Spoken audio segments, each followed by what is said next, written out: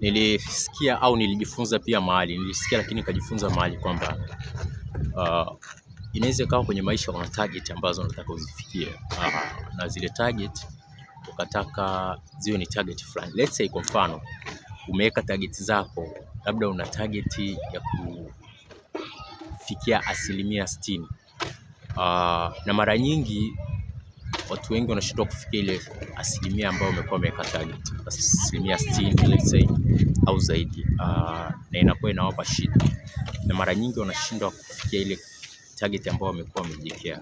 Sasa hii ni siri ya kukusaidia ili uweze kufikia target ambayo umejiwekea.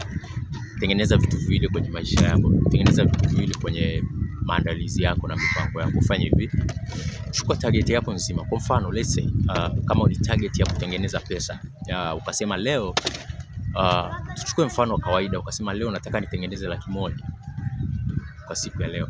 Sasa ukisema unataka utengeneze 100,000, ukijiambia kwanza ile asubuhi unapoamka, ule muda unapoingia kazini kwamba nataka nitengeneze 100,000, na inawezekana kwa na possibility kubwa sana ukaitengeneza 100,000 au ukatengeneza chini hapo, basi 90,000, 80,000, 70,000, 98,000, 95,000, usifikie 100,000. Sasa nilijifunza ukitaka kutengeneza 100,000 kama umejiwekea target 100,000 kwa siku, fanya hivi, jiambie kwenye akili yako, leo nataka nitengeneze 1,500,000.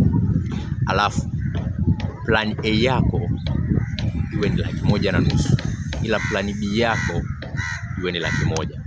Kwa nini nakwambia hivi? Kwa sababu ubongo una tabia ya kugota pale ambapo unakuwa unauwekea ukomo au mpaka. So ili uweze kufikia lengo lako vizuri, weka target ambayo ina exceed expectations zako, target ambayo inazidi matarajio yako. Hii itakusaidia kuweza kulifikia lile lengo lako ambalo umelikusudia kwa haraka, kwa wepesi na kwa urahisi zaidi. Uwe na siku njema.